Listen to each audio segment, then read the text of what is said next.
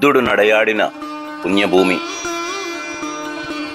శ్రీరామచంద్రుడు స్వయంభూగా వెలిసిన అద్భుత క్షేత్రం ఈ ఫణిగిరి శ్రీ సీతారామచంద్ర స్వామి ఆలయం. ఇక్కడ ప్రతిరోజు స్వామివారి తీర్థము ఒక నాగేంద్ర స్వామి వచ్చి తీర్థం తీసుకుంటారని అర్చకులు చెప్తారు. వేల సంవత్సరాల నుండి భక్తులకు కొంగు బంగారమైనటువంటి ఈ ఆలయంలో అడుగడుగున ఆంజనేయ స్వామి గరుత్మంతుడు మనకు దర్శనమిస్తారు. ఇప్పటికీ చెక్కు చెదరని ఆ కట్టడాలు చూస్తే అద్భుతమైనటువంటి అప్పటి నైపుణ్యాన్ని మనం దర్శించవచ్చు. గుట్ట మీద, ఫణిగిరి గుట్ట మీద బౌద్ధుల ఆనవాళ్లే కాకుండా ఆంజనేయ స్వామి వెలిసినాడని, అక్కడే సీతమ్మ వారి గుండం, అక్కడే అమ్మవారు స్నానం చేసిందని భక్తులు అర్చక స్వామి చెప్తాడు. గర్భగుడిలో ఉన్నటువంటి ఒక పెద్ద రాయి మీద స్వామివారు నామాల రూపంలో వెలిసినారని, అదిగో అక్కడ శ్రీ సీతారామచంద్ర స్వాములు వెలిసినారని అర్చక స్వాములు చెబుతూ ఉన్నారు. స్వామిని దర్శనం చేసుకోండి, శ్రీ సీతారామస్వామిని మనసారా దర్శనం చేసుకోండి. ఈ సూర్యాపేటకు 30 కిలోమీటర్ల దూరంలో ఉన్నటువంటి ఫణిగిరిలో ఉన్నటువంటి ఈ సీతారామస్వామి ఆలయాన్ని దర్శించుకోండి, ధన్యులవ్వండి. ఈరోజు మనము ఈ క్షేత్రం గురించి పూర్తి వివరాలు తెలుసుకోవడానికి మనము ఈ క్షేత్రానికి రావడం జరిగింది. మీకు ఈ క్షేత్ర వివరాలు అందజేయనున్నాం.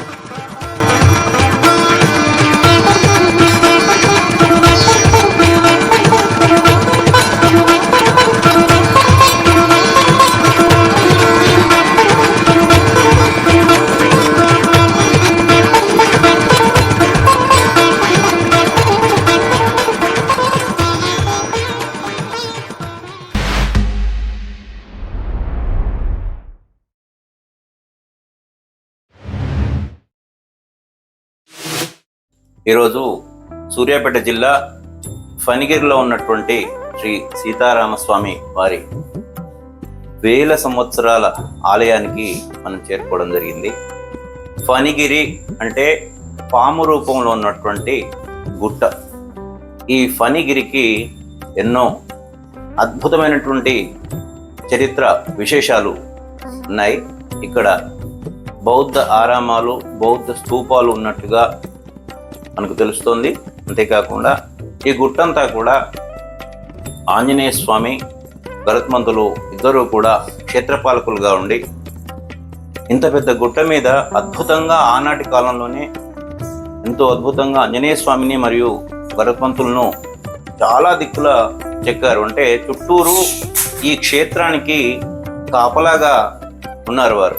అంతేకాకుండా ఇక్కడ శ్రీ శ్రీ శ్రీ రామానుజ స్వామివారి విగ్రహము, అంతేకాకుండా నమ్మాల్ వారి విగ్రహం కూడా ఇక్కడ ఏర్పాటు చేయడం జరిగింది. ఎప్పుడైనా కూడా వైష్ణవ సంప్రదాయంలో ఆల్వార్లు చాలా ప్రధాన పాత్ర వహిస్తారు. ఇక్కడ అధ్యయనాలు జరుగుతుంటాయి. చాలా వైష్ణవ సాంప్రదాయంలో జరిగేటువంటి విశేష పూజలు చాలా అద్భుతంగా నిర్వహిస్తుంటారు. కొన్ని వందల వేల సంవత్సరాల నుండి కూడా ఇవి జరుగుతూ ఉన్నాయి. ఇప్పుడు ప్రస్తుతము ఉన్నటువంటి ఈ అర్చక స్వామి దగ్గర మనము ఈ స్థల పురాణము, ఈ స్వామి విశేషాలు కూడా తెలుసుకుందాం. అయ్యా చెప్పండి, మీ పేరు చెప్పండి, ఇక్కడ స్థల పురాణం చెప్పండి, స్వామివారి విశేషాలు చెప్పండి. ప్రస్తుతం బ్రహ్మోత్సవాలు నిన్న రాత్రి నుండి ప్రారంభమైనాయి. బ్రహ్మోత్సవాలకి యాజ్ఞికులు కూడా స్వామివారు హైదరాబాద్ నుండి ఇక్కడికి రావడం జరిగింది, మేడ్చల్ నుండి. గత 11 సంవత్సరాలుగా యాజ్ఞికం చేస్తూ అద్భుతంగా బ్రహ్మోత్సవాలు నిర్వహిస్తున్నటువంటి స్వామి కూడా మనకు అందుబాటులో ఉండడం అదృష్టంగా భావిస్తున్నాను. ఆ ఇద్దరు మనకి ఇప్పుడు ఈ క్షేత్ర యొక్క విశేషాలు, స్వామివారి విశేషాలు చెప్తారు. చెప్పండి. జై శ్రీమన్నారాయణ. శ్రీ సీతారామచంద్ర స్వామినః. నా పేరు గురేశం సంతోష్ కుమార్ ఆచార్యులు. శ్రీ సీతారామచంద్ర స్వామి వారు హోలీ పౌర్ణమి రోజున ఈ క్షేత్రానికి వచ్చారు కనుక హోలీ పౌర్ణమి రోజున స్వామివారి కళ్యాణ మహోత్సవం అర్ధరాత్రి 12 గంటలకు జరుగుతుంది. ఈ ఆలయాన్ని నేపోతికొండల రాయని కుమారు రఘుపతి రాయలు ఈ ఆలయాన్ని నిర్మించారు. స్వామివారు నామాల రూపంలో స్వామివారు మధ్య భాగంలో రాములవారు, సీతమ్మవారు ఎడమవైపున, కుడివైపు లక్ష్మణస్వామి ఉండడము, చుట్టూ ఆంజనేయ స్వాములు ఉండడం అనేది విశేషము.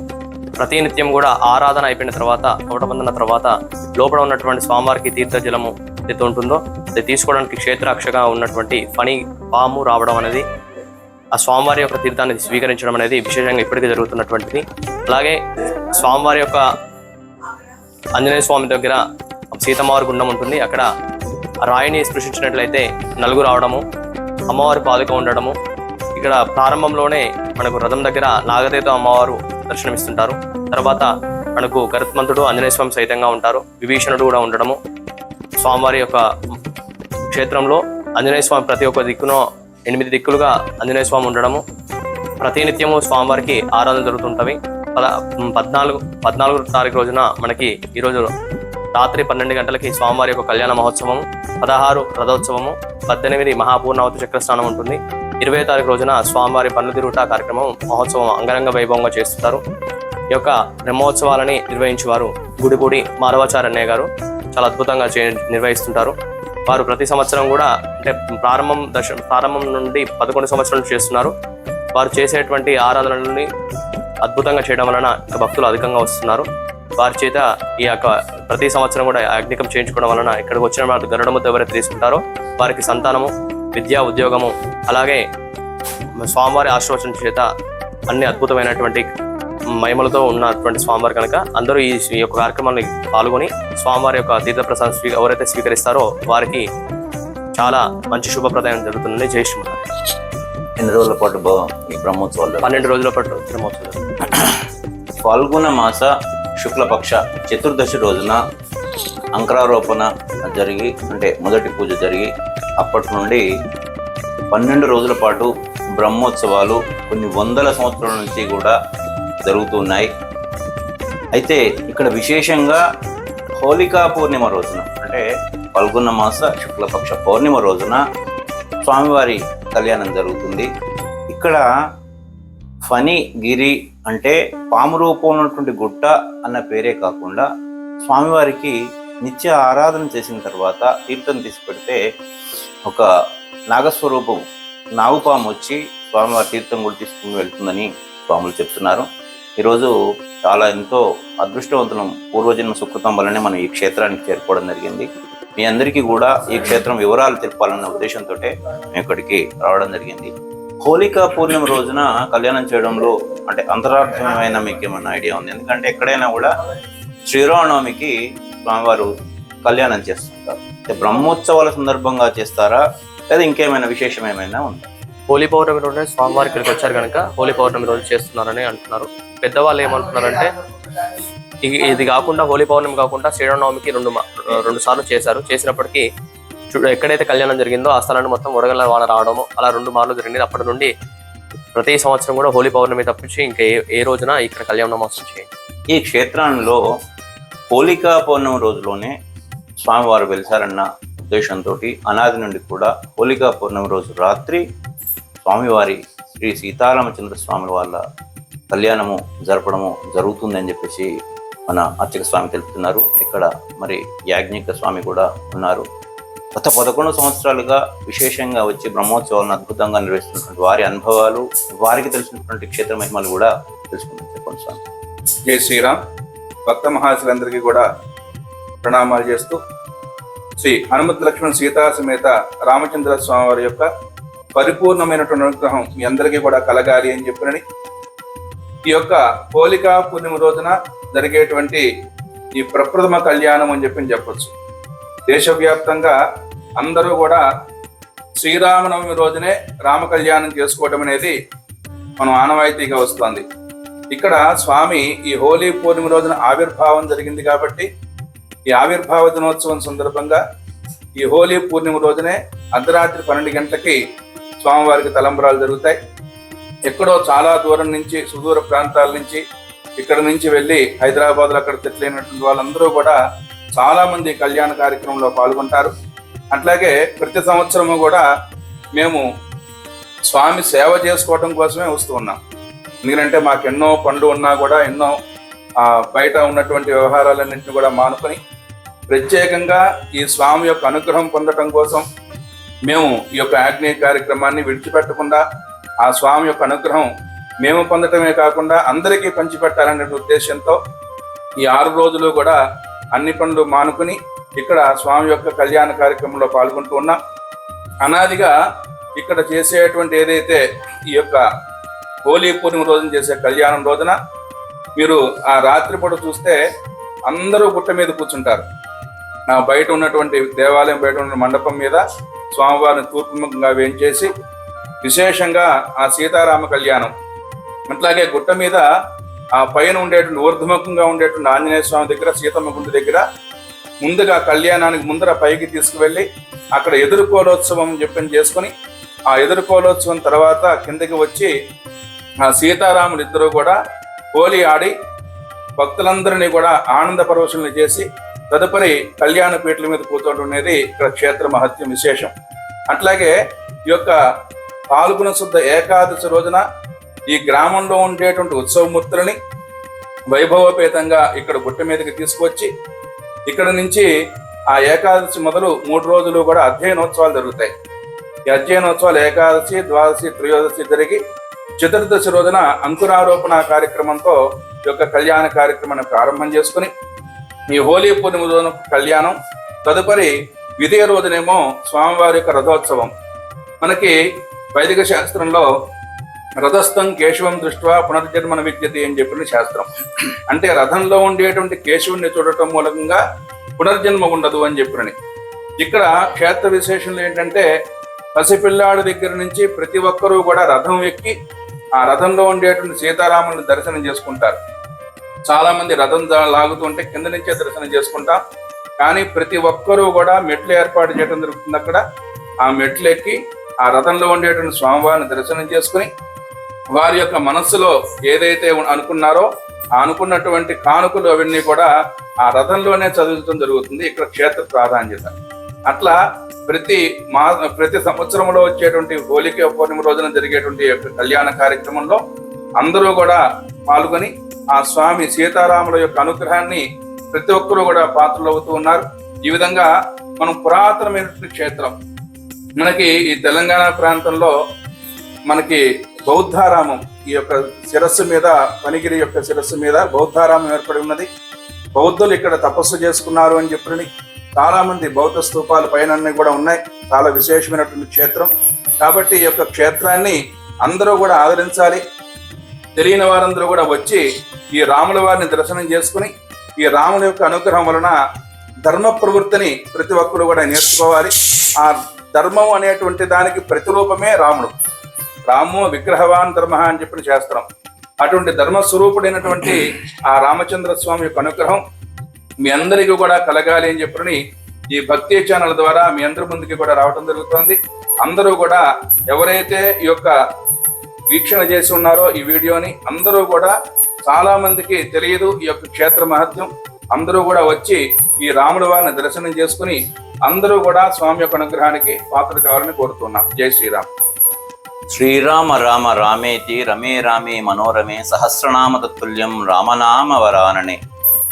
ఈ అద్భుతమైనటువంటి శ్రీ సీతారామచంద్ర స్వాముల క్షేత్రము ఇంకా వెలుగులోకి రావాల్సిన అవసరం ఉంది.